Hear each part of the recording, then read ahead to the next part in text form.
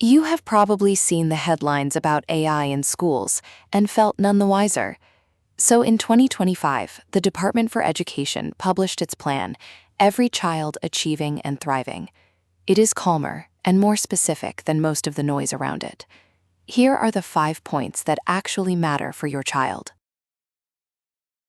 Coverage of AI in schools tends to swing between two extremes: a glossy tech-led future or panic about pupils using chatbots to cheat.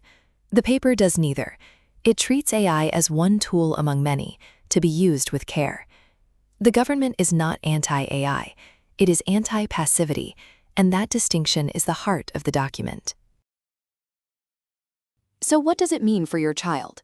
4 things. The paper calls AI part of the wider toolkit teachers can use. It launches a pilot showing how maths and statistics power machine learning. It makes digital and media literacy compulsory, including judging AI-generated content. And it draws a clear line. Technology should support thinking, never do it for the student.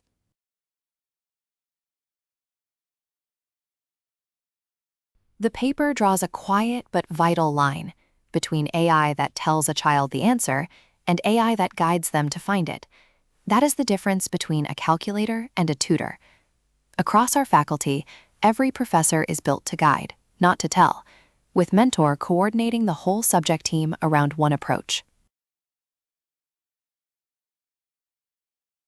The paper also insists children must stay active learners, not passive recipients. That means meeting them where they are. Before each session, Mentor checks energy. Green means push on. Amber means lighter work tonight. Red means rest, because a tired mind cannot learn well. The paper sets a useful test for parents. Ask not whether a tool gets the answer faster, but whether it builds deeper understanding. That is the standard we hold ourselves to. We are now inviting the first 100 founding member families.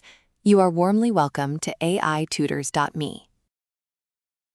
Learn more at aitutors.me.